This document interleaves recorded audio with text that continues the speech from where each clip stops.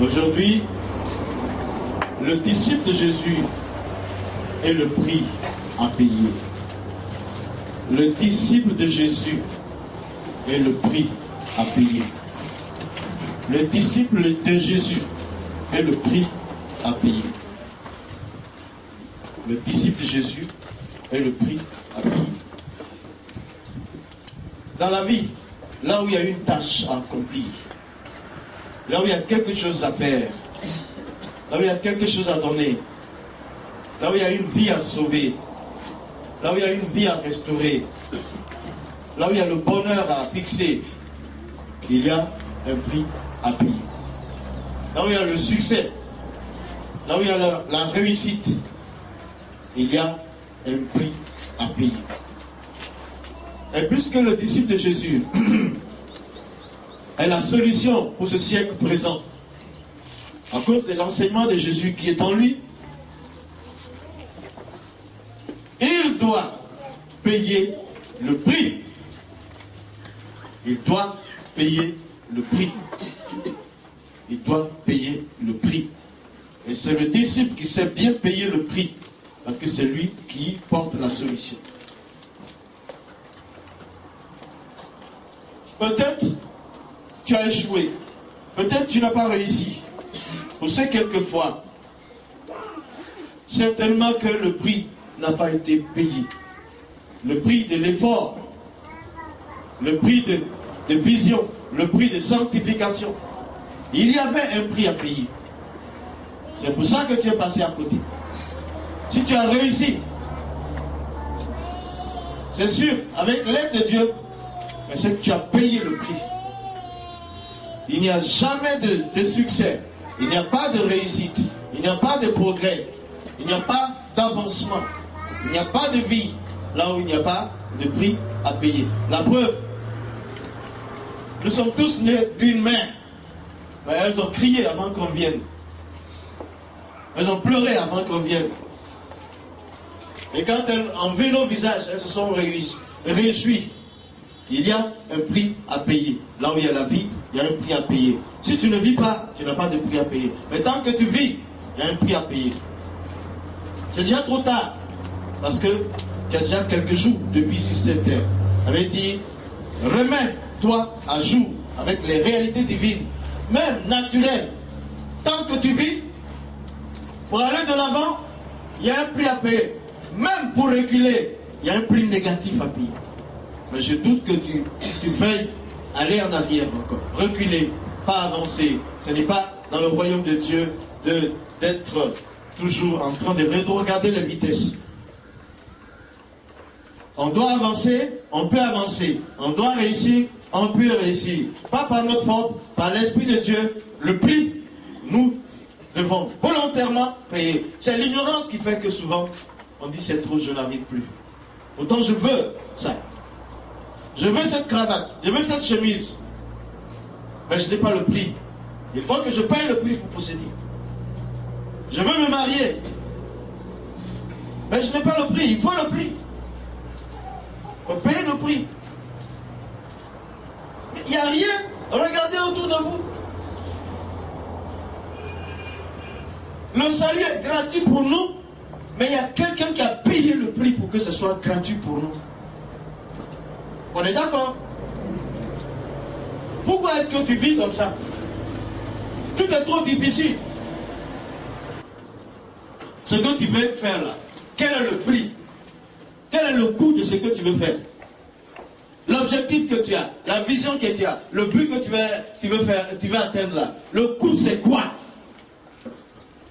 Quel est le coût? Évalue. Quel est le coût? Si tu connais le coût, paye le coût, le prix, et puis tu vas avoir la vision.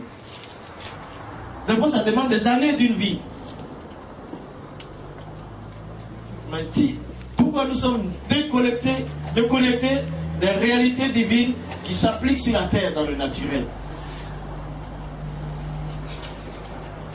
Le disciple est le prix à payer. Là où il y a disciple de Jésus, il y a un prix à payer. Là où il y a un chrétien, il y a un prix à payer. Et s'il ne paye pas le prix, on regarde. Il dit le chrétien, lui là. Moi, j'ai qu'à aller dans ton église pour être comme toi. Yeah.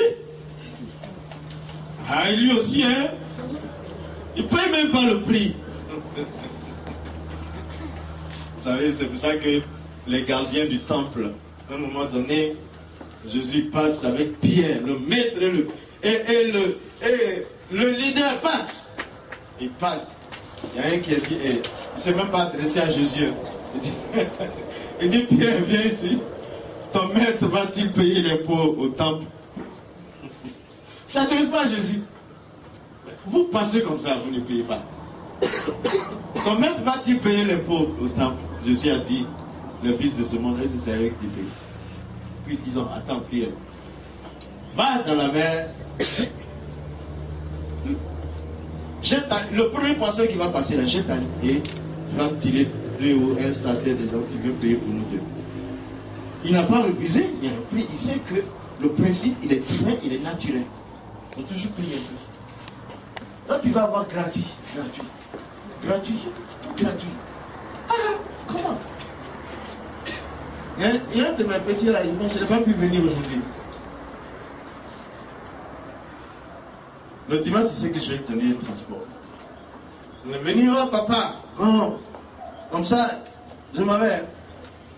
Je dis, mais attends un peu. Ah non, moi j'ai. Il ne peut pas attendre. Lui, il est parti. D'accord? Arrivé là-bas, toute la semaine, il avait fait. Il n'avait pas d'argent. Il a pris ma paye, il dit, bon, voilà, je te disais d'attendre un peu, je te donne un peu d'argent. Il est parti. Maintenant, il est venu, je lui ai donné 2000 francs. 2000 francs, il arrive là-bas, papa. Là où j'étais assis, là, il y a 1000 francs qui est tombé, tu n'as pas vu. Ça là encore, tu as laissé tomber. Non, je n'ai pas fait exprès. Je n'ai pas fait exprès. M'appelle, ce matin, je n'ai pas l'argent pour arriver au culte.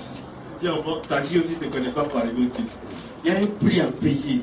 Au moins, quand on te donne là, il faut mettre ça bien placé au fond de la poche. Pourquoi vous ne voulez pas payer des prix? Vous voulez réussir. Il y a un prix à payer pour avancer. Et on était petit. Moi, je suis né avec des infections dans les yeux. À un moment donné, c'était des grosses loupes. Et mes amis là, dans les années 50, c'est pas 60 là-bas, ils regardent, ah, le petit fils et le petit carambotin là, ils portent des grosses lunettes. Pour certains, à l'époque, quand ils portent des lunettes, c'est que il y a, ouais, c'est un peu, c'est un peu luxe quoi. J'avais trop de problèmes. Avec ça, la nuit, il fallait étudier à la lampe. Ça aggravait les choses. Alors, j'ai un ami là. Lui aussi, il veut porter des lunettes. Sa maman dit non, les lunettes que tu vois, il porte là. C'est lunettes pour des gens qui ne voient pas clair. C'est pas lunettes Farota.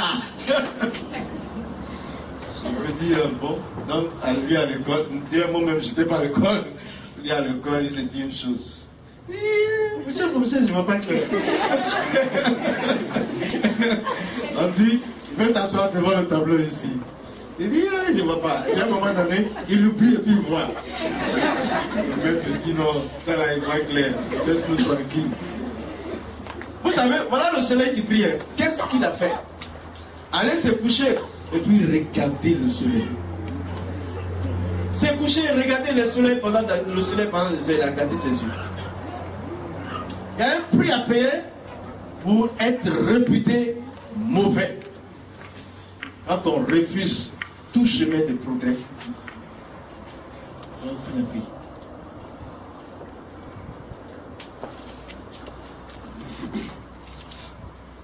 Le disciple de Jésus est le prix à payer.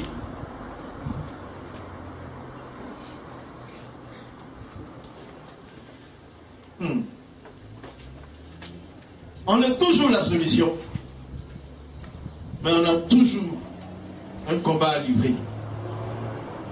Tu peux toujours aider, mais tu as toujours un combat à livrer. Tu peux toujours exhorter, tu as toujours un combat à livrer. Tu peux toujours conduire, tu as toujours un combat à livrer. Tu ne peux pas exhorter, tu ne peux pas conduire, tu ne peux pas aider si tu ne livres pas le combat qui te permet d'aider quelqu'un. C'est ce qu'ils ont fait. Tabitha était morte. On dit, regardez autour, regardez partout. S'il n'y a pas un disciple de Jésus quelque part, on regarde à Joppé. Simon-Pierre était là. Simon-Pierre est là. Ah, il y a un des disciples de Jésus quelque part. Et Simon-Pierre, il est venu, il a fait quoi? Il a ressuscité sa soeur. Il est la solution. Il faut toujours qu'on cherche. Dites au monde au ciel présent de regarder vis-à-vis de leurs problèmes. S'il n'y a pas un disciple quelque part, un disciple de Jésus, il sera la solution. Mais c'est celui-là qui paye le prix. Jésus lui-même a racheté nos âmes. Il a payé le prix. 1 Corinthiens 6, verset 20.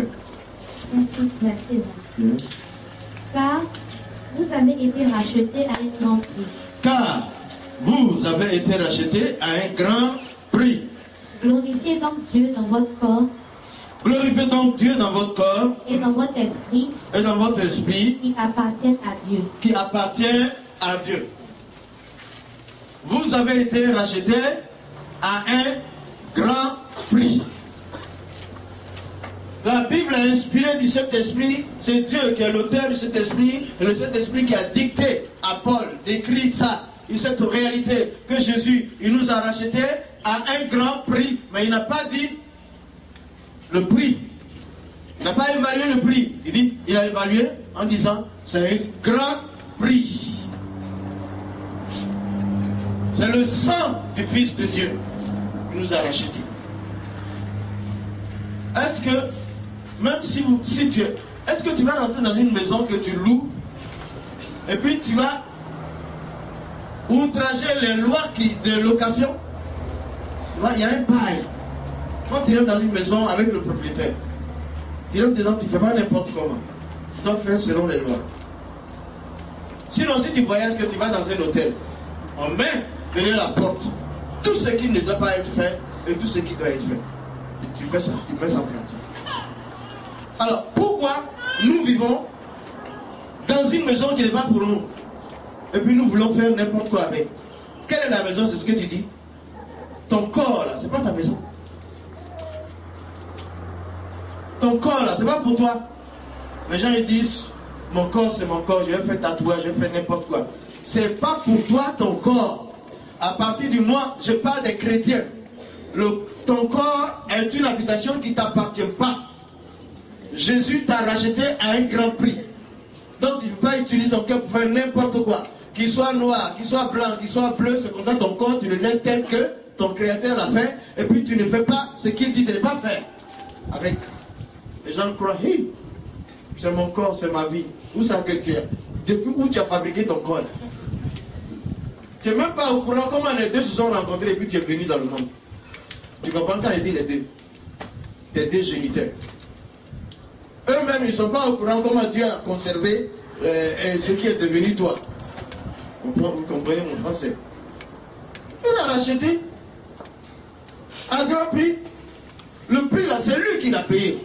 Ce n'est pas toi qui as payé. Il te dit, voilà comment tu dois... Il est venu en plus habiter en toi. Les gens ils croient qu'ils doivent s'habiller n'importe quoi. Ils croient qu'ils doivent se tatouer n'importe comment. Ils croient qu'ils doivent utiliser son corps, leur corps pour se faire toucher n'importe comment. Qu'est-ce qui est pour toi? C'est étranger. C'est Pierre qui a dit, c'est une tente. Une tente. Et quand il dit racheter à grand prix, il fait allusion à l'esclave qui est au marché. On vendait les esclaves au marché. Et puis il y a un qui vient qui rachète. Jésus, nous étions esclaves. Il nous a rachetés. Aujourd'hui, il y a des milliards de personnes qui sont encore esclaves que Jésus doit racheter. Quelle que soit leur nationalité, quelle que soit leur couleur, des esclaves. Les esclaves, ça va marier des chiens. Ça va marier des hommes, marier hommes, femmes, marier femmes. Puis Dieu, un enfant qu'elle a eu avant, appelle l'autre femme qui est mon mari là, papa. Et puis ils ont frappé l'enfant, l'enfant est mort. Ils pensent qu'ils ont droit à leur corps. Et après ils vont commencer à changer les sexes ici même en Côte d'Ivoire. Mais Jésus a payé le prix pour nous. Il dit, ici nous voyons que le Seigneur nous a rachetés à grand prix. Jésus a payé le prix. Le disciple de Jésus a un prix à payer. Pourquoi? Pourquoi il doit payer le prix? Parce qu'il doit achever les tâches qui lui ont été confiées par son maître. Il doit payer le prix parce que chaque fois son maître lui confie une tâche, il doit l'achever. Le disciple de Jésus doit achever la tâche qu'il lui a confiée, le travail qu'il lui a confié. Les personnes qui achèvent bien leur tâche sont les disciples de Jésus. Et il doit payer le prix pour ça. Achève ta tâche. Ce que tu commences là, termine. Ce que tu commences, termine. Ce que tu as commencé, que c'est bon, termine. Si c'est le péché, tu ne commences même pas. Si tu es disciple de Jésus, tu as commencé quelque chose, tu dois terminer. C'est que c'est Dieu qui a dit de commencer. Achever sa tâche, c'est chrétien. Achever ta tâche, c'est disciple de Jésus. Achever ta tâche, c'est pour les disciples de Jésus. C'est pour ça qu'il doit avoir en tête le prix à payer. Parce que le disciple n'est pas plus grand que son maître. Si le maître a quitté le ciel pour venir travailler sur la terre, pendant que lui a travaillé, qu'il est reparti, il est assis à la droite du Père, il travaille encore. Quand il était sur la terre, il dit, mon Père travaille, je continue de travailler. Si il travaille, c'est que tu dois toujours travailler sur la terre, mais il a achevé, tu dois achever. Il ne faut pas oublier que tu as un prix à payer. On ne veut pas s'arrêter. Parce qu'il y a une tâche à accomplir, il doit toujours achever. Et il doit, comment dire ça, payer le prix. Mais pourquoi c'est le disciple de Jésus qui peut bien payer le prix? Pourquoi c'est le disciple de Jésus aussi qui peut bien achever les tâches qui lui sont confiées? Vous voyez les maisons que vous voyez, quand vous venez ou quand vous partez, il y a des belles maisons des gens. Vous savez comment les gens ils ont achevé ça? Ils ont achevé mais ils ont achevé des... Bizarrement, ils ont achevé de peinture, c'est joli. Disciple de Jésus, il n'achève pas mal. Il achève parce qu'il a le modèle de son maître devant lui. Quand il a achevé là, il a bien achevé. C'est pour ça qu'on a besoin des disciples de Jésus. Sinon, si c'est pour achever là, ils achèvent quand même. Mais bizarre. Des fois, quand les gens jouent au foot là, il a gagné un but, mais souvent on gagne avec la même. Oh, le but est marqué quand même, la vie n'a pas dit. C'est pas ce genre de choses. Le disciple doit payer le prix parce qu'il doit achever la tâche. Et c'est le disciple de Jésus seul qui achève bien ce qu'il a commencé. Parce qu'il a l'enseignement terrestre. Il a la science. Il a la connaissance humaine. Et il a l'inspiration divine par le Saint-Esprit. Elle lui permet, lui seul qui achève bien les tâches. Es-tu disciple de Jésus ce matin?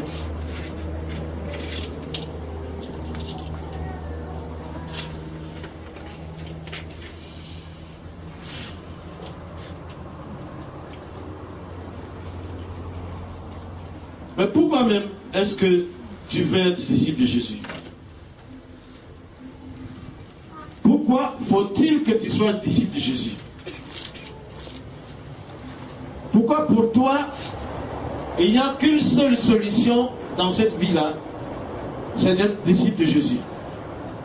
Pourquoi devons-nous être tous disciples de Jésus? Pour quelle raison? Pourquoi? Moi, je vous propose quelques petites, 5 petites raisons, mais qui sont pour moi très importantes. Même si Jésus était roi, il était le roi et il est roi de toute la terre, il a choisi d'obéir au Père et d'être son disciple pour mourir pour nous. Tu vois?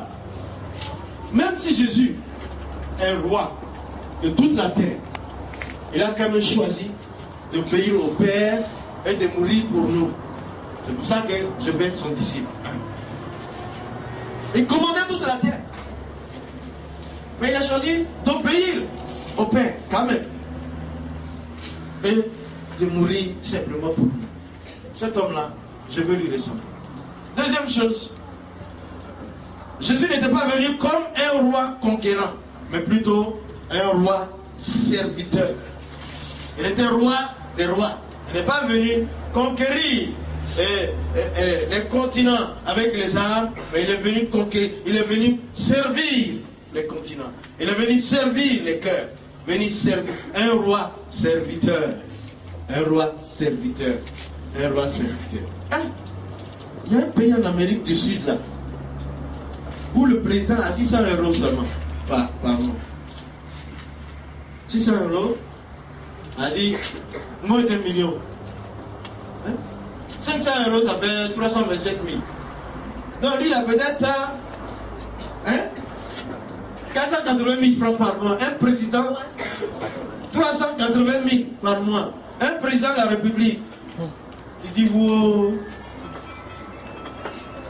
Il a décidé, et puis il vit dans une ferme. Il a décidé que son salaire là soit donné aux pauvres.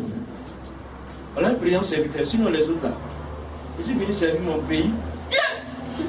Vendre sa grosse poêlée, les jus à pomme, les girofas sont ici, cela. Et puis quand la fête est arrivée, non, j'ai besoin encore de 5 ans ou 10 ans pour compléter les tâches que j'avais commencées. Jésus, c'est le roi qui sert, mon ami, mon petit, qui est très beau. Viens, lève-toi. Il y a un prix à payer pour la chemise à nous. Il y a un prix à payer. La fermeture éclair. Non, c'est pas fermeture éclair, c'est un style quoi. Il y a des boutons brillants ici. Non. Ça c'est pour Jésus qui dit ça. Il y a un prix à payer. C'est bien. Ouais. Toujours les jeunes, c'est ça. Mais vous avez Jésus pour exemple. On s'habille comme ça et on est assis à l'église. On n'est pas dans un... Pourquoi je veux être disciple de Jésus? Troisième raison. Jésus, de toute évidence, est un homme d'action et de puissance. Pas seulement un bon orateur. Jésus est un homme d'action et de puissance. Ce n'est pas seulement un bon parleur. Parce que Confucius a bien parlé, Gandhi a bien parlé, mais Jésus, c'était la puissance. Et savoir bien dire les choses. Je vais être ici. 4. La vraie grandeur dans le royaume de Christ s'acquiert par le service et le sacrifice.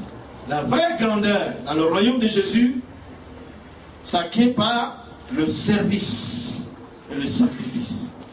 Le plus grand, c'est celui qui se sacrifie pour les plus petits. Et celui qui sert les plus petits.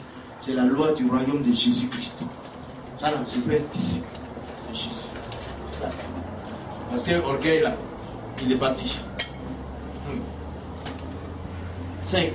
Plus tu es convaincu que Christ est Dieu, plus tu verras sa puissance, son amour, dans, sa paix, son pardon miraculeux dans ta vie. Il apportera la guérison, le changement, si tu lui fais confiance. Plus tu es convaincu que Christ est Dieu, tu vas expérimenter sa puissance, son amour, sa paix, son pardon miraculeux. Il apportera la guérison et le changement dans ta vie si tu lui fais confiance. Lui là, je vais être son disciple. Je vais être son disciple. C'est au moins quelques raisons. Maintenant, Dieu, le Père, il a lui, on est disciple de Jésus. On a l'exemple de Dieu le Père qui a achevé tout le travail qu'il avait commencé. Genèse 2, 1 et 2. Genèse 2, 1 et 2. Genèse 2, 1 et 2. Ainsi, Ainsi fut achevé les cieux et la terre, achevé les cieux et la terre et toute leur armée. et toute leur armée. Dieu acheva au 7e jour Au 7e jour, son œuvre son œuvre qu'il avait faite. qu'il avait faite. Et il se reposa au 7e jour Il se reposa au 7e jour de toute son œuvre de toute son œuvre qu'il avait faite. qu'il avait faite. Dieu, il a tout achevé. Toute la tâche qu'il s'était donnée, il a terminé. Ping! C'est fini. Et il s'est reposé. Dans le modèle. Quand tu pries, notre Père qui est dans le ciel, mais le Père n'a pas laissé. Il a terminé. Il a terminé, mais il a payé le prix. Il a payé le prix pour terminer ça. Quel prix il a payé? L'amour pour sa créature, pour sa création. Si ça n'existe pas, si ça n'existait pas, il a dû se l'inventer lui-même. Le prix, c'était l'amour vraiment. Pourquoi? Dieu a tant aimé le monde qu'il a donné même son fils. Et si l'amour n'existait pas, Dieu n'allait pas donner son fils pour nous. Il a payé le prix. Il a achevé la tâche. Mais il a payé le prix en se créant l'amour qui lui a permis de même rejeter son fils parce qu'il nous a aimés. Et le fils est mort pour nous. Moi je ne peux pas. Heureusement que je ne suis pas Dieu. Pour ça là seulement je ne veux même pas être Dieu. Je ne peux pas donner mon enfant quand même. Merci que je ne suis pas Dieu. Dieu merci. On a l'exemple. C'est pour ça que nous chrétiens, on a un exemple devant. Maintenant, Luc, Jésus. Il faut prendre Luc 13, 32, 33.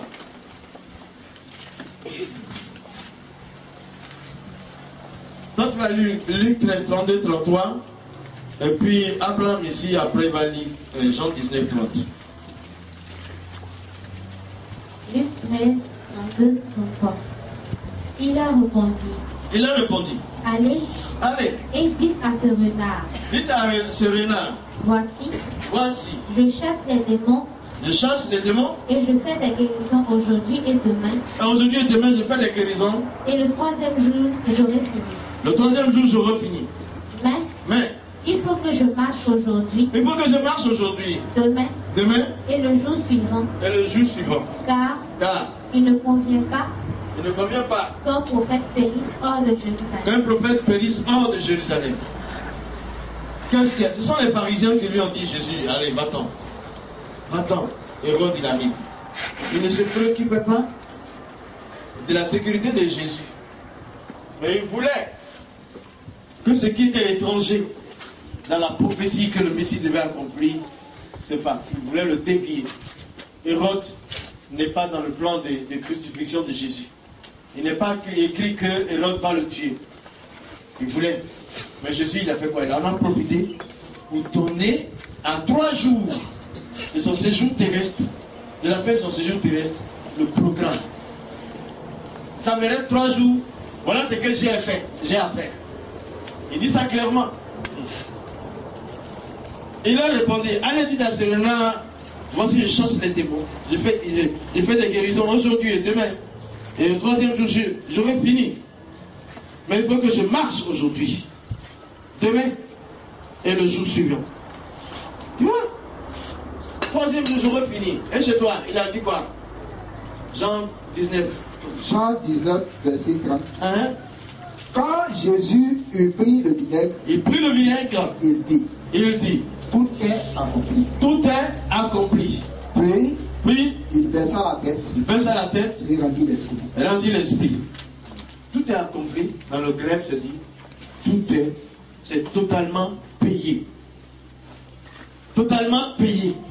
Il a payé tout le prix. Il a achevé en 3 jours. Il restait 3 jours.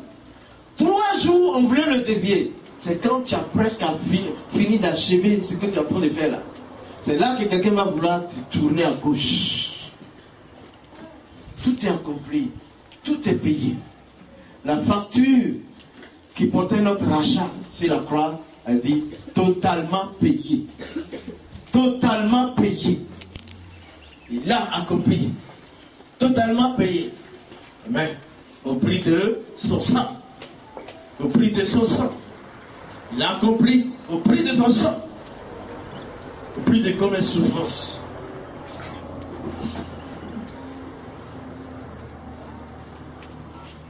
Pourquoi tu te ménages pour payer la tâche, le prix? Pourquoi? Je fais, mais attends, Dieu fait ça demain. Mais je suis là ici trop fatigué. Non, j'ai mal à la tête un peu. Non, c'est pas bon de me fatiguer comme ça. Je vais attendre demain. À cause de toi, on va tourner. Quand le soleil arrive à midi, on va le mettre à 6h du matin à cause de toi. Mais, quand on vient s'arrêter devant vous, on dit il y a des boutons ici. Il y en a ici. Il y a des boutons ici. C'est le prix à payer pour avoir une nourriture consistante à mon niveau. Paye le prix. Le travail que tu dois faire, l'œuvre que tu dois faire, il faut payer le prix. Il faut accepter la souffrance que tu dois subir avant de te réjouir. Chaque chose a son temps. Prends 2 Timothée 4, verset 6 à 8. Le disciple, il doit toujours achever sa tâche, il doit payer le prix parce qu'il a des exemples. 2 Timothée 4, 6, 8.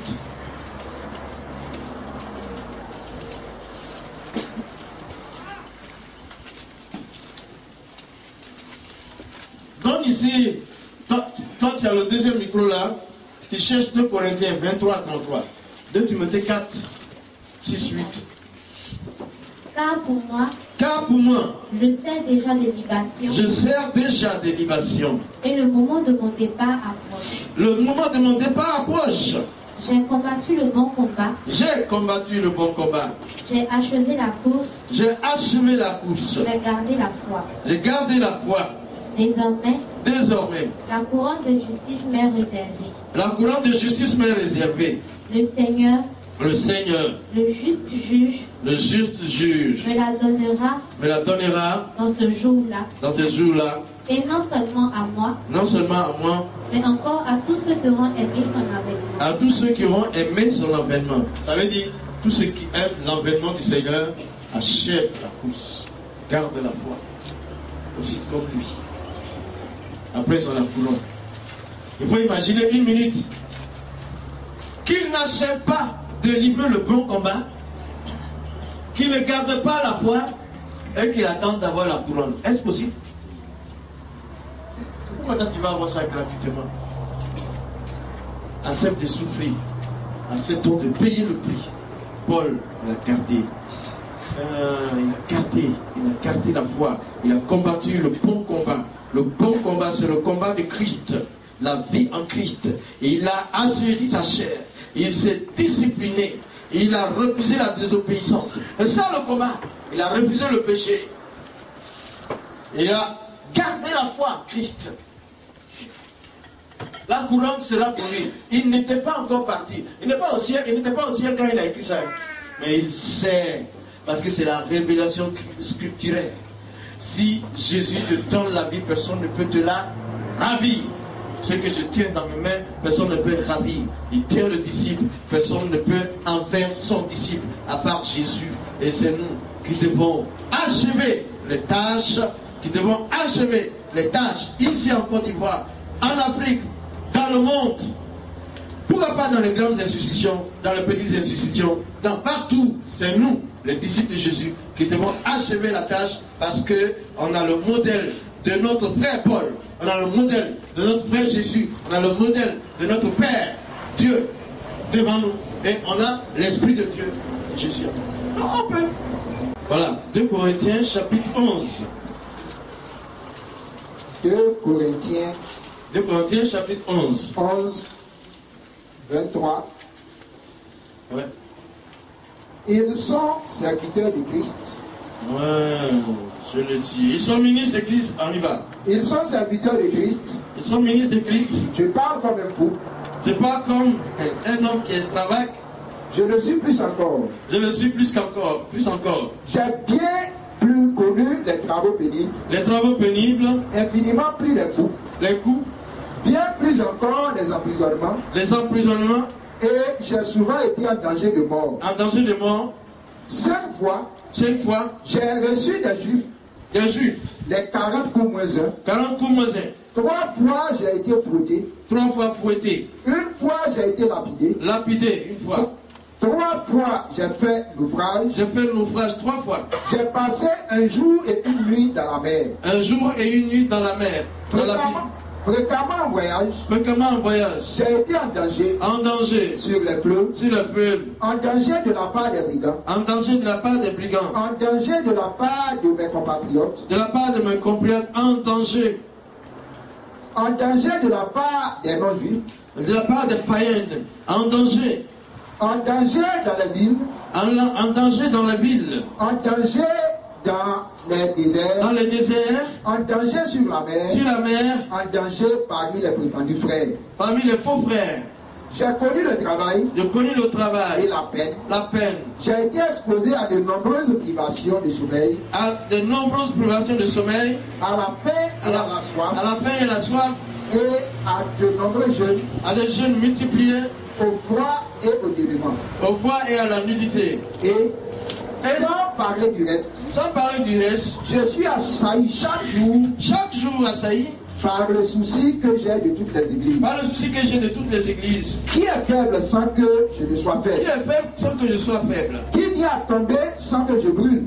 Qui vient à tomber sans que je brûle? S'il faut se vanter. S'il faut se vanter. C'est de ma faiblesse que je me vanterai. Je me vanterai de ma faiblesse. Dieu, qui est le Père du Seigneur Jésus-Christ, qui est le Père du Seigneur Jésus-Christ, et qui est béni éternellement, c'est que je ne mens pas. C'est que je ne mens pas. À Damas, le gouverneur du roi Arétas, faisait garder la ville des Damascéniens, des Damascéniens, parce qu'il voulait m'arrêter. Cependant, on m'a fait descendre par une fenêtre, dans une corbeille, le long de la muraille, et je lui ai échappé.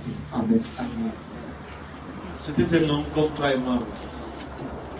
Il a décidé de payer le prix afin qu'il achète la tâche.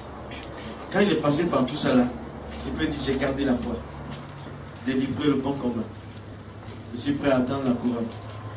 Et tu n'as rien fait. Il dit: j'attends la couronne. Tu payes aucun prix? Non, ce n'est pas possible.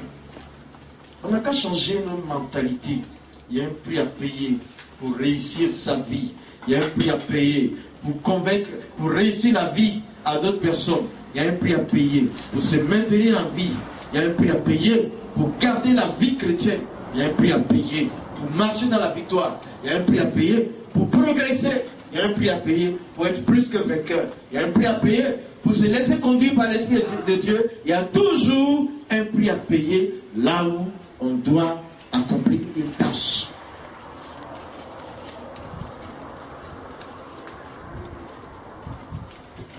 Alors, je vais simplement dire en quelques mots comment achever la course, la tâche. Comment achever la tâche? Achever une tâche. Comment achever un travail? Bien.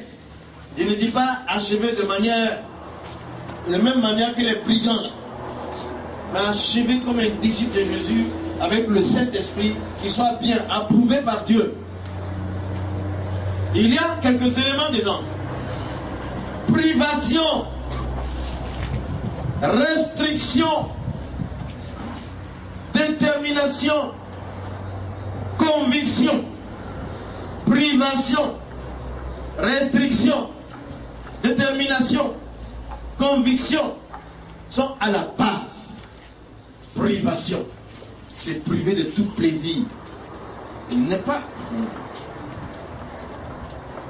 Restreindre ses voies, c'est limiter. Je ne fais que ça parce que je dois faire ça. Je ne fais que ça parce que je dois réussir.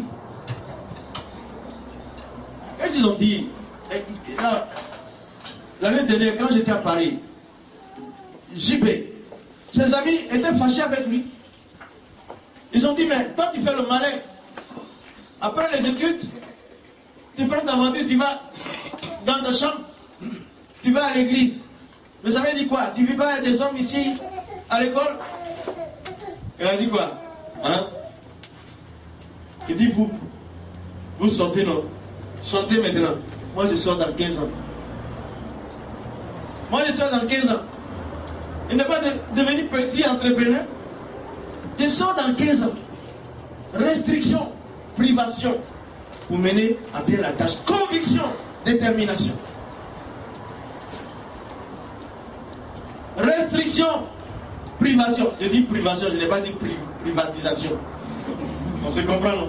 Il y a certains mots qui sont à la mode, ce n'est pas dans le royaume de Dieu. Privation, pas privatiser ce qui est pour quelqu'un. Mon ami, je ne vais pas privatiser ton entreprise, des écoles. Non. Je me prive moi-même de certains loisirs qui vont me retarder. Parce que je veux aller là-bas. Ça. Et puis j'ai une conviction. Restriction, privation, conviction, détermination. À la base de chaque tâche achevée, au moins ces choses. Restreindre ses compagnies, restreindre ses fréquentations, restreindre ses déplacements, tout ça, il te prive de certains plaisirs pour que des enfants mangent et qu'ils puissent évoluer.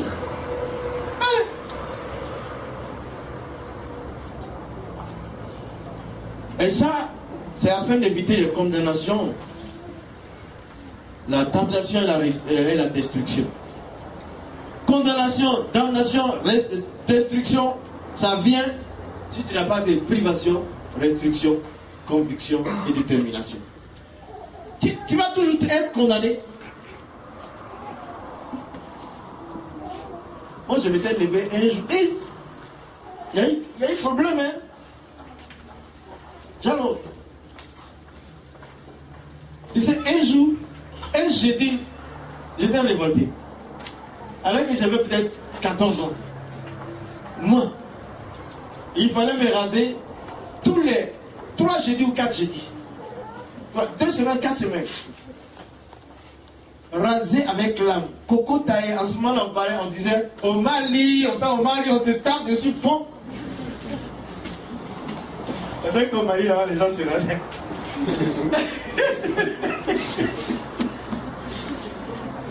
Le temps qu'on me rase, le papa, il regarde 2 semaines, 3. Hey, c'est le cheveu qui a poussé là déjà.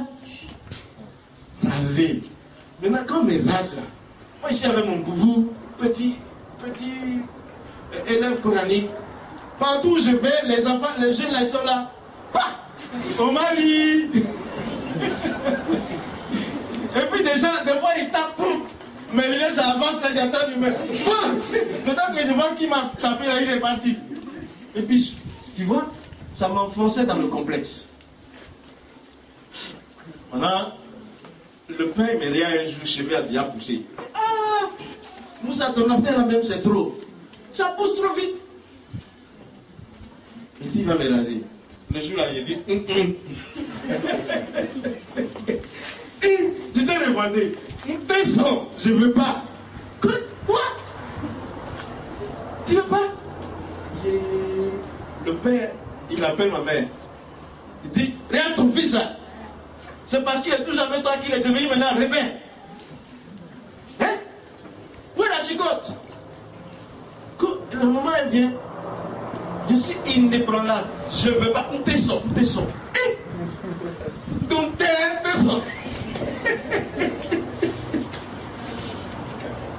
Et puis maintenant, tout a commencé à venir. Je dis voilà. Et il a pris 2 de mes hommes. Celui qui était devenu imam d'Atchikoupe après mon père. Il s'appelle Moussa. Avec 2 de ses petits frères. Il s'appelle aussi Koni Moussa. Il est avec 2 de ses petits frères. Donc 3 de mes hommes. Tu vois? Parce que j'étais révolté. Mais si là, comme ça, là. Je dis, je ne veux pas. Si vous voulez me tuer, je ne veux pas. On dit, pourquoi? Je ne peux pas expliquer quel traitement moi je subis dehors. On n'est pas prêt à m'écouter. Il n'y a pas le temps pour écouter les plus petits en ce moment-là. Bon. Les 3 personnes, ils sont devenus. Voilà, chicotte. que de bœuf. Nous savons que c'était dit. Boum! Je dis frappé. Frappé, je ne veux pas. On a frappé jusqu'à. On m'a attrapé mon lié. On a parlé à commencer. Vous êtes mauvais avec moi. C'est moi qui lave les kakis. C'est moi qui lave qui vend les ignames de maman. C'est moi qui vends beau flotto. Et tout le monde va à l'école. Moi je ne vais pas à l'école. Putain, vous avez gâté mon avenir, je ne vais pas à l'école. J'ai 14 ans. J'ai dit tout ce qui était à l'intérieur de moi que je voyais mes amis faire. J'ai tout dit. Mais quand même, ils ont dit Calam. Comment? C'est ça que tu vas faire. Mais c'est trop d'approche. Ils m'ont rasé. Maintenant là c'était un rasage. Maintenant quand ça a poussé là, le vieux devait négocier avec moi. On va déraser. Tu vois, ma mère, elle me disait restriction pour que les autres puissent avancer. Il faut vraiment qu'il y ait quelqu'un qui fasse. On était pauvres. Mais dis, il faut que tu fasses ça. Pour que les autres puissent avancer. Moi-même je fais beaucoup de avancer. Il faut la restriction. Si vous voulez bâtir. Mais aujourd'hui, j'ai compris. C'est pour ça que je défiais tout ça. J'avais gardé les afros là longtemps. C'est elle qui a fait. Dans sa prière, vous en avez vu. C'était une délivrance. Mais si on n'a pas de restrictions, tu ne peux pas achever. Accepte de souffrir. Qui va achever à ta place ce que toi tu peux achever? Après, tes enfants vont dire, mon père n'a pas pu faire ça pour moi. Ma mère aurait dû faire ça pour moi. Ce jour-là, tu vas faire quoi? C'est déjà passé. Philippiens 3, verset 12 à 13. Philippiens 3, verset 12 à 13. Oui. Ce n'est pas que j'ai déjà remporté le prix. Ce n'est pas que j'ai déjà remporté le prix. Ou que j'ai déjà atteint la perfection. Ou que j'ai déjà atteint la perfection. Mais je cours. Pour tâcher de le saisir. Pour tâcher de le saisir. Puisque moi aussi. J'ai été saisi par Jésus-Christ. J'ai été saisi par Jésus-Christ. Frère. Je ne pense pas l'avoir saisi. Je ne pense pas l'avoir saisi. Mais je fais une chose. Je fais une chose. Oubliant ce qui est en arrière. Et me portant vers ce qui est en avant. Je cours vers le but. Pour remporter le prix de la vocation céleste. De Dieu en Jésus-Christ. Le centre de ce verset 13, c'est quoi? La vocation céleste. Il a la vocation céleste devant lui. Le travail que le ciel lui a confié. Il a ça devant lui. Et puis après, il doit payer le prix. Mais il fait quelque chose. Il fait quoi? Il avance, Il court vers le but. Le but est là, il court vers. Et puis en courant vers le but, qu'est-ce qu'il fait? Qu'est-ce qu'il ne fait pas? Il évite de regarder en arrière. C'est ça, non?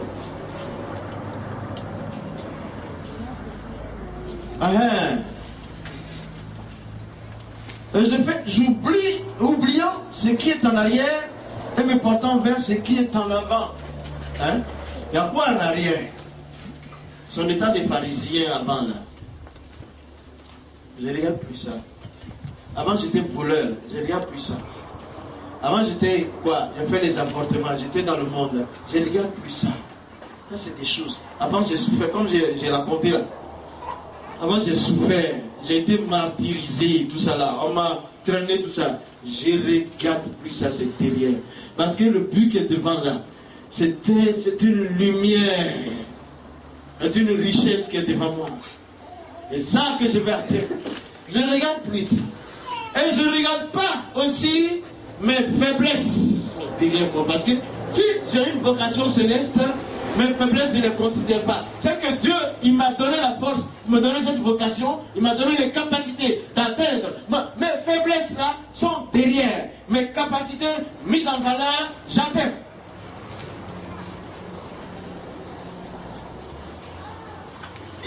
Regarde plus derrière. J'avance. Est-ce que je dis, j'ai dit, mon oncle est venu m'attacher là. Si je le trouve, il a chaud avec moi. Moussa est parti, comme on dit chez nous, soko. Parti, mon oncle il se cherche. Je ne pense même pas à lui. Regarde le vent qui me souffle ici. Regarde vous qui êtes là. Lui, il était dans la mosquée. Moi, je suis là dans la mosquée de Jésus. Ou bien, est-ce que j'ai envie de quelqu'un derrière? Est-ce qu'il y a vengeance de celui qui m'a... Regarde, le roi de ce monde, quand il m'a fatigué jusqu'à... Mon petit, c'est pas toi, hein? Mais si j'atteins là où je suis là, parce que tu m'as fatigué là, allez-y le chercher. Il le fait souffrir aussi. C'est le roi de ce monde. Mais maintenant, on dit, gloire à Dieu, j'ai eu un enseignement, parce qu'il m'a fatigué. Ma vocation céleste, j'avance. Avance vers ta vocation céleste. Tu ne lâches pas le point. Tu ne perds pas ton temps. Rachète le temps. Les jours sont mauvais. Tu vas atteindre le but. Ah, c'est quelque chose. Oublie le mal qu'on t'a fait. Sinon, quand tu vas en avant, ça te tire. Pardonne à ceux qui t'ont offensé. Sinon, ça te tire en arrière. Ne regarde pas, oublie l'arrière. Va devant. Avance.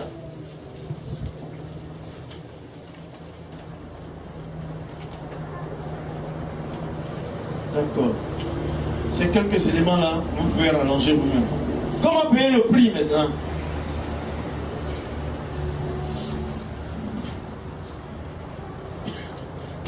Comment payer le prix? Luc 9, 23, 27. Luc 9. Comment payer le prix?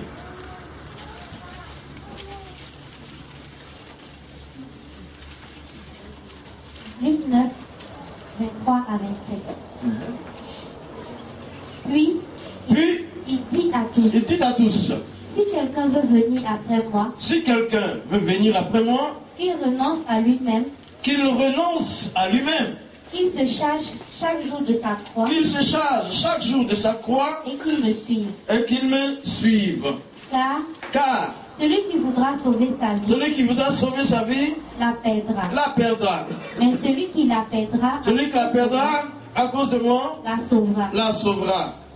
Et que servirait-il à un homme de gagner tout le monde s'il se détruisait ou s'il se perdait lui-même? Car quiconque aura honte de moi et de mes paroles, le Fils de l'homme aura honte de lui. Quand il viendra dans sa gloire, et dans celle du Père, et des saints anges. Je vous le dis en vérité. Quelques-uns de ceux qui sont ici ne mourront point qui n'aient vu le royaume de Dieu. Si quelqu'un se perdait lui-même, qu'est-ce qui lui reste encore? Tu es perdu.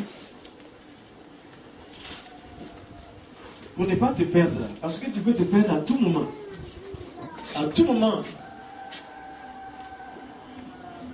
tout moment, tu peux te perdre.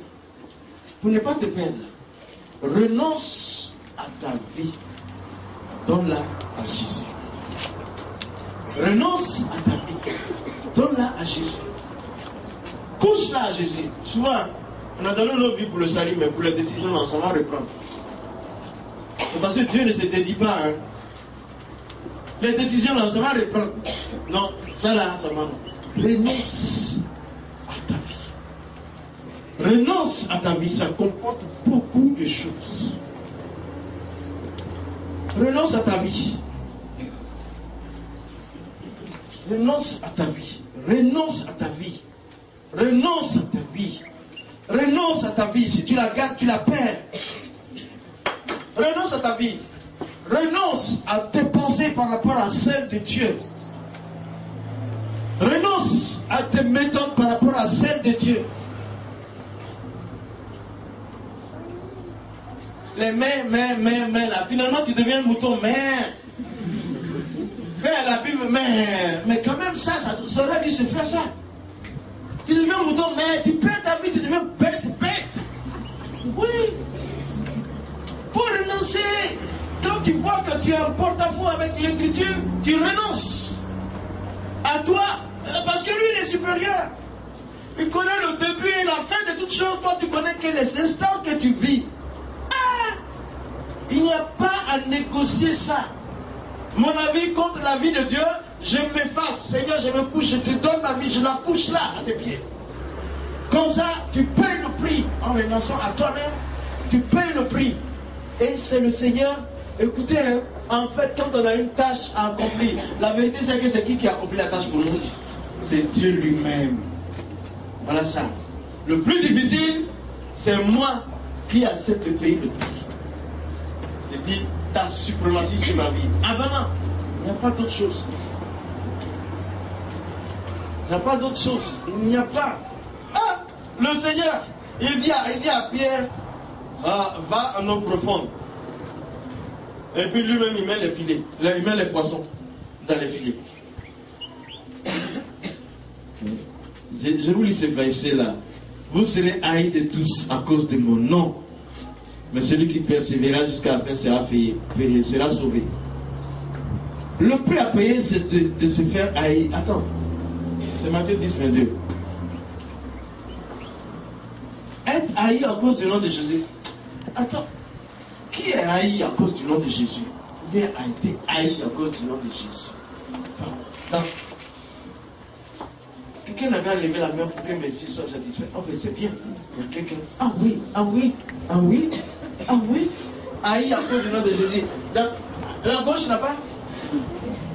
Non. Bon, la semaine passée, qui t'a haï à cause de Jésus? Il y a un. Ici, il y en a. Ou bien vous n'avez rien fait. Il y a un. Chaque semaine, pourquoi je ne suis pas haï à cause de Jésus? Quand tu es smooth là, il y a longtemps, on ne m'a pas insulté à cause de Jésus. Hein. Moi-même, mes activités sont comment? Hein? Voilà la vérité, la réalité que nous devons affronter. Hein? Haï à cause de Jésus, payer le prix, porter sa croix, accepter d'être insulté à cause de Jésus. Accepter, c'est-à-dire concevoir ça. Luc 9, 57, 62. Luc 9. Pendant qu'ils étaient en chemin, un homme lui dit, Seigneur, je te suivrai partout où tu iras. Partout où tu iras. Jésus lui répondit. Il lui répondit. Les renards ont des tanières. Et les oiseaux du ciel ont des nids. Mais le Fils de l'homme n'a pas un lieu où il puisse reposer sa tête. Il dit à un autre. Suis-moi.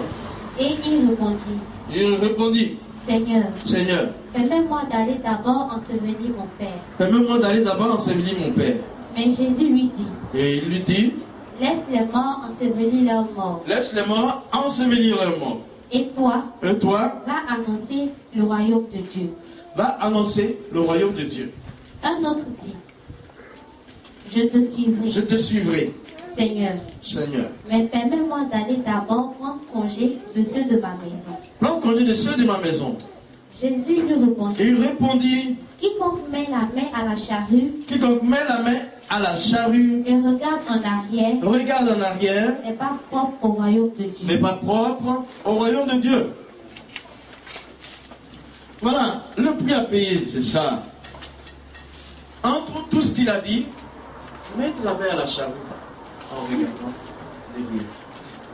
C'est différent de le pied devant et puis je regarde devant. Ça même, il a commencé le travail. Tu commences le travail. Et puis après, tu regardes tes pieds. Pendant que tu... Ça c'est... Quand tu n'as pas commencé, c'est bon.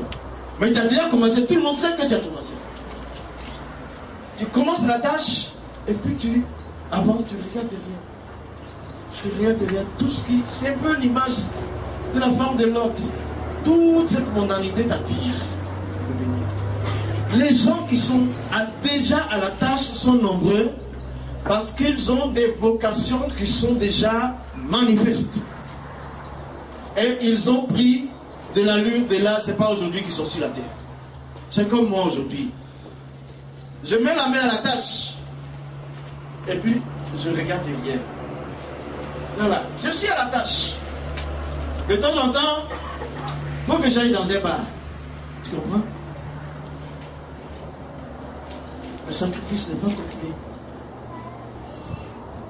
C'est pas complet. La vocation appelle toujours la perfection au maximum que ça peut se faire sur la terre. Vocation appelle la perfection. Tout de suite là, s'il y a quelque chose qui ne va pas là, on dit ah, ça c'est le vieux père. Pendant que tu commences la tâche, sois plus ardu qu'avant d'avoir commencé. C'est là que tu auras tous les vents contraires. C'est là que tu auras tout ça d'attaque. Mais ne conduis pas en regardant en arrière. Au début, j'avais une 205. Ce qui s'est passé un jour, c'est que mon premier accident, c'était bizarre, mais c'était mauvais. On était au feu aux deux plateaux. Et moi, j'étais juste avancé. J'ai eu juste le temps de voir le feu, je me suis arrêté. Et puis, je suis à l'arrière là. Il y a quelqu'un qui a sonné derrière moi. J'ai entendu le klaxon. Et puis, je n'ai plus regardé le feu. Et j'ai avancé. Je pensais qu'il me disait, bon, ok, c'est vert. Alors que c'est les autres, ils venaient. Donc il m'a pris par le feu arrière. J'étais déjà engagé, j'étais déjà au volant. Donc je dois être conscient de toutes les normes de sécurité. C'est pas que je ne conduis pas. Tu es déjà au volant. Dès que tu te mets au volant là, c'est pour voir à gauche, à droite, tu dois tout faire parce que tu es en permanence en danger. Pourquoi quelqu'un va sonner ping, tu es au feu, tu ne peux pas voir le feu là, tu ne vas pas regarder, puis tu penses. Tu vois? Le problème c'est que ce n'est pas qu'il y a des gens qui sont très paresseux, il y en a qui sont très courageux et se mettent à la tâche mais ils regardent toujours derrière. Ils regardent derrière quand ils avancent. Il ne faut pas regarder derrière. On ne peut pas conduire et regarder en arrière. Fais le sacrifice de regarder devant, de surveiller ce que tu fais. Et puis c'est tout. La charrue est là et on avance. On avance. Là, j'ai payé trop. C'était un collaborateur qui m'avait cogné. J'ai payé son phare, j'ai payé pour moi, j'ai payé tout, j'ai tout réparé. Après, je me suis assis. Mais Dieu, comment tu peux permettre ça? Mais Dieu, Dieu, il nous conseille la prudence. Tu es responsable. Tu sais comment on passe permis. Et tu es là. Des erreurs comme ça, on ne les fait pas. C'est comme si j'ai regardé en arrière, comme si je n'étais pas assis dans mon salon, alors que je suis dans la voiture. C'est le moment où on prend toutes ces précautions. On conduit sa vie et la vie des autres. Une fois que tu as la tâche, tu as plusieurs vies à préserver. Il y a des avenirs à préserver. C'est tout. Il n'y a rien qu'on ne peut accomplir ici qui n'a pas de retombées dans les générations. Tout ce qu'on fait. Tout ce qu'on fait. Mets-toi à la charrue et surveille. Surveille la charrue. Surveille la charrue. Tu développes ton plan, ton projet, et puis tu surveilles. Tes stratégies, tu surveilles. Tu surveilles. Tu surveilles. Il ne faut pas te faire surveiller absolument. Tu n'as pas besoin d'attendre qu'on te surveille. Surveille ce que tu fais. Veille là-dessus. Les bœufs sont-ils en train d'aller droit? Veille dessus. Veille dessus. Veille sur toi-même. Veille sur toi-même. Veille sur toi-même. Veille sur toi-même.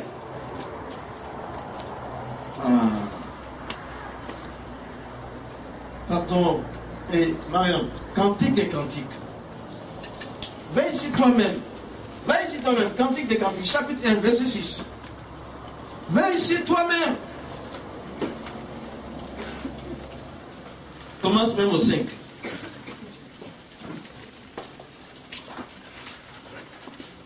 Je suis noire. Je suis noire. Mais je suis belle. Je suis belle. Fille de Jérusalem. Fille de Jérusalem. Comme les temples de Kédar. Comme les temples de Kédar. Comme les pavillons de Salomon. Les pavillons de Salomon. Ne prenez pas garde à mon teint noir. Ne prenez pas garde à mon teint noir. C'est le soleil qui m'a brûlé. Par le soleil qui m'a brûlé. Les fils de ma mère se sont irrités contre moi. Les fils de ma mère se sont irrités contre moi. Ils m'ont fait gardienne des vignes. Ils m'ont fait gardienne des vignes. Ma vigne, à moi, je ne l'ai pas gardée. Je ne l'ai pas gardée. Dis-moi. C'est bon. C'est la partie B du verset 6. Ils m'ont fait gardien de leur vigne. Ma vigne à moi, je n'ai pas gardé. Tu comprends? C'est bien de s'intéresser aux autres. Pense à toi-même par rapport à ton salut. Il faut regarder où la charrue s'en va. Regarde bien. Des fois on est là. On ne paye pas le prix pour soi-même. Ça va ici, ça va ici, ça va ici, ça va ici, ça va ici. Mais toi-même, ça va comment? Tu gardes la vie des gens. Il y a lance-pierre. Quand il y a un oiseau qui s'assoit là-dessus, tu regardes le cacao de quelqu'un. Cacao, un oiseau, poum. J'ai déjà carré là-bas. Après, maintenant, tu t'en vas chez Goulou. Voici comme là-bas là. Tu lances. Ta vigne, elle est où? Ton cacao, il est où? Les herbes vont pousser. À l'intérieur de toi. Sacrifie ça. C'est un peu ça que Jésus dit. C'est pas comme ça. Tu pointes le doigt. Tu vois la paille là-bas. La poutre est chaude. La pauvre, elle dit, j'ai gardé leur vigne. Tu vois, mais c'est les autres toujours qui m'ont. Elle est là, elle est forcée. Hein. Dis-moi forcée dans monter et tout ça là. Mais les autres, il y a tellement le besoin de forcer. Toi-même, tu t'évites. Le sacrifice. Le prix à payer, c'est que tu te tiens devant Dieu avant d'aller dans le champ des autres. Avant d'aller dans le champ des autres, il faut être dans ton champ personnel.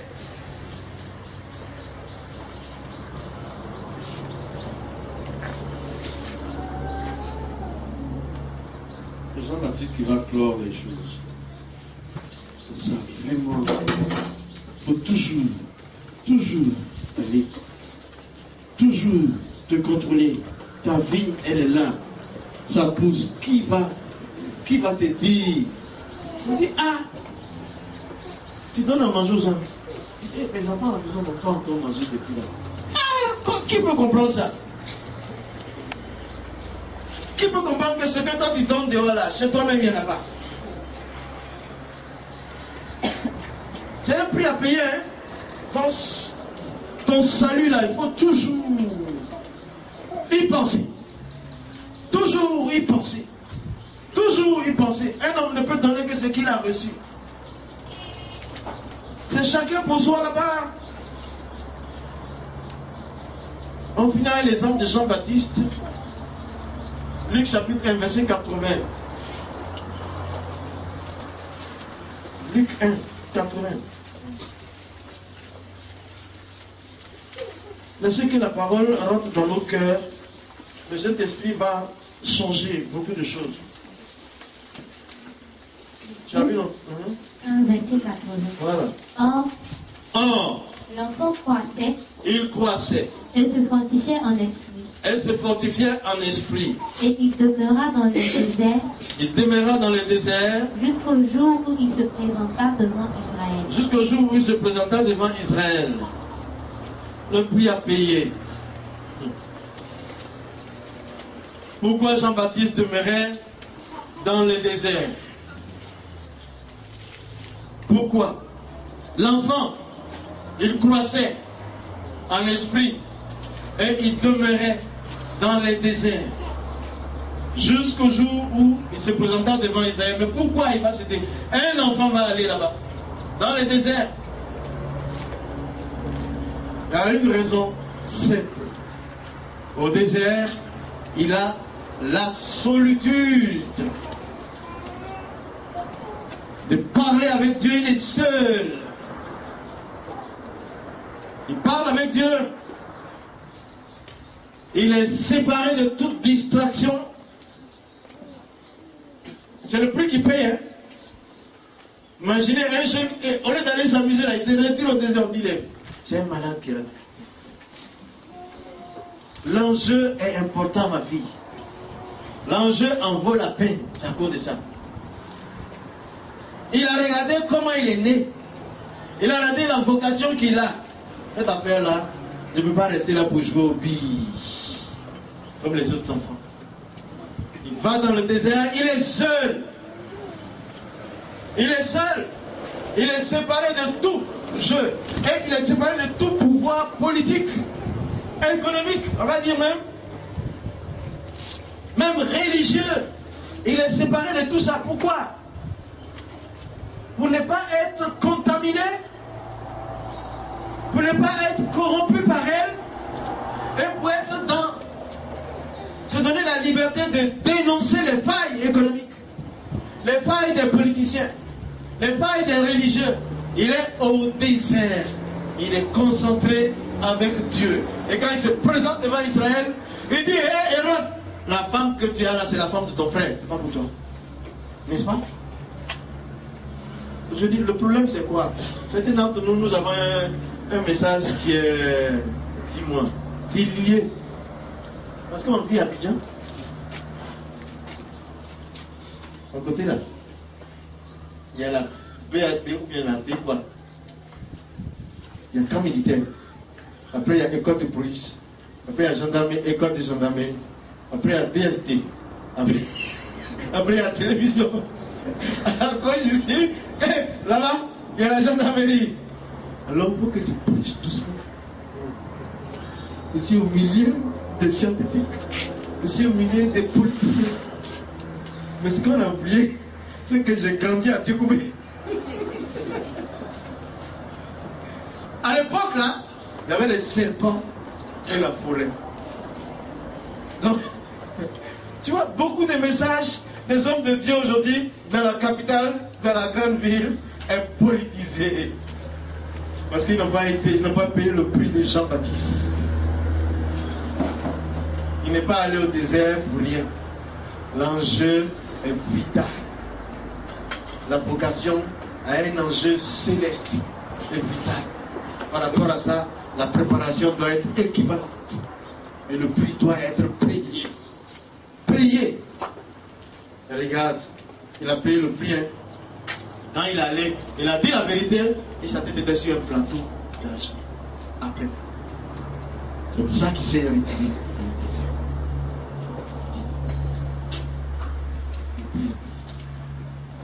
Jean-Baptiste, Jean 1, 19 à 24. Jean 1, 19 à 24. Je suis sur le prix à payer là pour que nous sachions. Parce que ce n'est pas à vous que je parle. Dieu m'a parlé premièrement pour moi-même. Jean 1 à 21. Voici le témoignage de Jean. Voici le témoignage de Jean. Lorsque les Juifs envoyaient de Jérusalem des sacrificateurs et des Lévites pour lui demander Quoi? Qui es-tu? Qui es-tu? Il déclara et ne le nia point. Il déclara qu'il n'était pas le Christ. Il déclara qu'il n'était pas le Christ. Et il lui demandait Quoi donc? Es-tu Élie? Et il dit Je ne le suis point. Je ne le suis point. Es-tu le prophète? Es-tu le prophète? Et il répondit Non. Et il lui dit Qui es-tu? Afin que nous donnions une réponse à ceux qui nous ont envoyés. Que dis-tu de toi-même? Moi, dit-il. Je suis la voix de celui qui crie dans le désert. Je suis la voix de celui qui crie dans le désert. Aplanissez. Aplanissez le chemin du Seigneur. Le chemin du Seigneur. Comme a dit Esaïe. Comme a dit Esaïe. Le prophète. Merci, ma fille. Il est allé seul dans le désert. Maintenant, il est venu devant Israël. Et il est là, dans la brousse là-bas. Et regardez, premièrement, ce qui est fort, c'est les gens qui sont... Il y a une délégation qui lui a été envoyée. La délégation était composée de sacrificateurs et de lévites. C'est pas n'importe qui. Et la question qui les préoccupait, qui es-tu? Es-tu le prophète? Es-tu le prophète? Es-tu Élie? Es-tu le Messie? Qui es-tu? Moi, je vous ai posé la question, mais pourquoi on n'a pas envoyé n'importe lequel des Juifs vers Jean-Baptiste? Parce qu'il se comportait comme une personne qui a un but à atteindre, qui a un prix à payer. Il avait payé le prix de vivre dans le désert.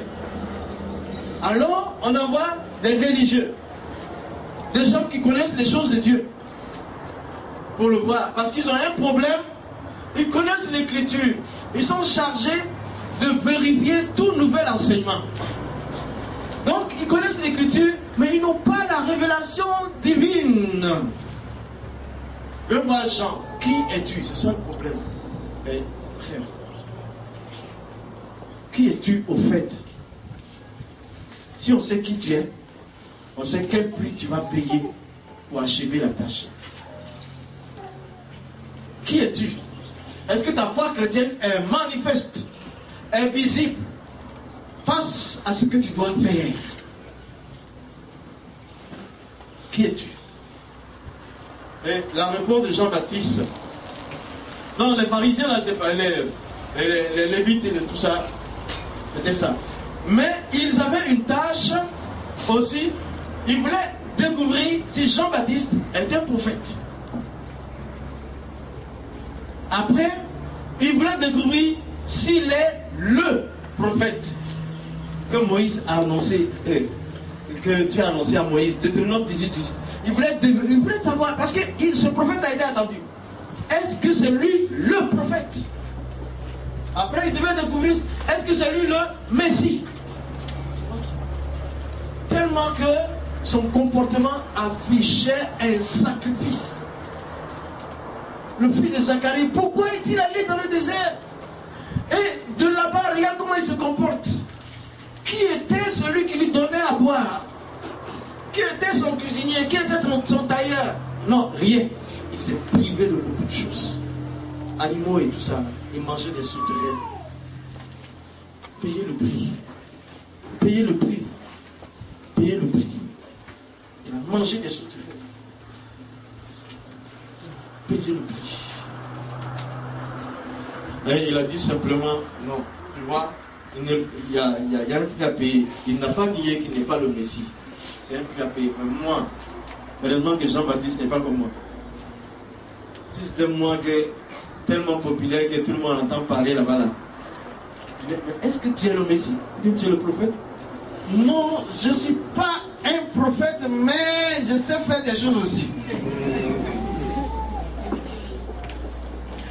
Non, il dit non, je ne suis pas. Le prophète là, non, je ne suis pas. L'orgueil. On a besoin de payer le prix contre l'orgueil. On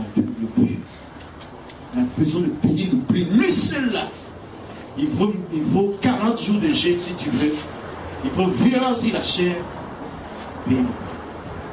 C'est ça, je veux dire. Ce que je voulais dire au Jean-Baptiste. Et il a dit simplement non. Je ne suis pas le prophète. Mais je suis seulement la voix qui crie dans le désert, préparer le chemin du Seigneur. C'est bon. Malgré ce que les gens voient de moi, je reste celui que je suis. Rien plus à payer. Reste qui tu es. Fils de Dieu, disciple de Jésus. Fais violence sur toi-même. sépare ce qui est vil et ce qui est précieux. Sépare ce qui est vil et ce qui est précieux. Tu vas noter Jérémie 15, 19. Sépare ce qui est vil et ce qui est précieux. Merci. Ce témoignage-là, vous avez déjà raconté l'histoire de l'homme qui était bûcheron là. Et puis il est devenu directeur de l'hôtel Ivoire. Cassé quoi, il n'a pas payé. Quatrième. Il n'a pas pu payer ses coûts. Il est venu chez son oncle. Il venait de Bounjali là-bas. Il était derrière notre maison. Il vendait le bois là. Il casse le bois, il part comme ça.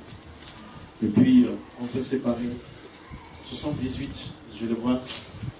Il est directeur de réception à l'hôtel Ivoire. Moi j'ai cherché travail jusqu'à un contrat là. Cherché contrat jusqu'à ici arriver à l'hôtel Ivoire. C'était fou. Il y a des l'air qui souffrent. Quand tu viens au salon là, c'est la grande salle là, c'est climatisé. La transpiration, tu vas t'asseoir là. La réception là-bas. Directeur là, mais c'était le bûcheron il y a seulement moins de 10 ans. Le bûcheron est devenu directeur, il a payé le prix. Maintenant je suis allé le saluer. Il m'a recommandé à un entrepreneur libanais, Raymond Nandia. Et c'est lui qui a travaillé tout, révélé à cette famille-là. Vous voyez maintenant, ils ont fait 4 noms, tout ça. Toutes les villas qui sont là-bas. Donc il m'a donné un mot. J'étais présent lundi matin. Le gars, il a vu le mot, m'a embauché, m'a amené sur les chantiers. J'ai fait là, la villa là. Maintenant j'étais là, en train de remblayer. La villa est finie, remblayer l'intérieur là. Une villa, j'ai remblayé l'intérieur comme ça, avec la pelle et tout, avec ma casquette. Il y a quelqu'un qui est venu pour acheter. Je pense que c'était truc vente, comment on appelle ça? Location vente. Quelqu'un est venu acheter.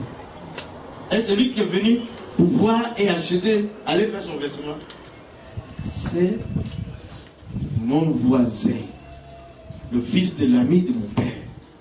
Vous ne pouvez pas imaginer que moi je suis manœuvre. Il venait de la France, il avait fait des études en droit. Il venait ça. R4, il est venu à carré. Je l'ai vu comme ça, il ne faut pas qu'il me voie. Il était à côté de moi-même, il est venu s'arrêter. Mais la casquette bien enfoncée avec la pelle, il ne m'a pas reconnu hier. Il va s'occuper d'un ouvrier. Il a qu'il va acheter la maison, il regarde. Il a fini. Il a regardé. Et Dieu, moi là même, c'est comment? Jusqu'à même. Lui là, il avait fait ses études en France, il est revenu. Je dis manœuvre et puis il va acheter une maison où je gagne 700 francs par jour là. 700 francs par jour là, ils allaient me donner ici. Et puis le soir, 17h30, 16h30, je vais marcher d'ici jusqu'à Tikoubé 1. 17h30, je vais donner à ma mère. Il était arrivé les larmes aux yeux jusqu'à. Il a payé la villa. On ne s'est pas vu. Rendez-vous 40 ans plus tard. Rendez-vous 40 ans plus tard. Dis-moi. Ici, environ là. Il y a une femme qui vient en grande détresse. Elle est malade même. Mais quand même, c'est une femme de haut standing. Elle arrive. Elle n'est pas chrétienne. Elle raconte. Et le type qui lui cause toutes ces misères-là, qui a 28 femmes et tout ça, qui a presque détruit sa vie, c'est mon voisin et son voisin.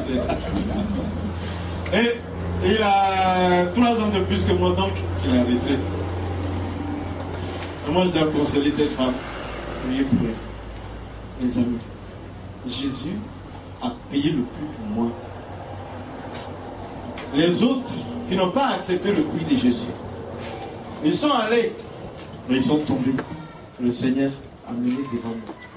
Parce qu'il y a un prix qui est payé. Moi aussi, je n'ai pas accepté le prix de la paresse. Accepté de quitter Adjikoubé. Marcher à pied pendant 1 heure. Des fois, je cours même pour être chantier à 7 heures. Pour venir faire mon manœuvrage. Pour que Dieu me teste. J'ai un prix à payer parce qu'il a une vocation pour moi. Aujourd'hui, il a témoigné de ça il y a seulement quelques mois en arrière. fois, c'était de payer le prix. La situation que tu mènes maintenant, c'est en fonction du prix à payer certainement si tu n'es pas dans le péché. Si c'est la souffrance, si c'est le péché, tu laisses tomber. Il y a un prix à payer. Paye le prix. Achète ma course. Paye le prix. Achète ma tâche. Paye le prix. Achète ma tâche. Ne te laisse pas avoir la paresse. Ne te laisse pas être négligent. Ne te laisse pas être orgueilleux. Paye le prix. Et la tâche sera achevée.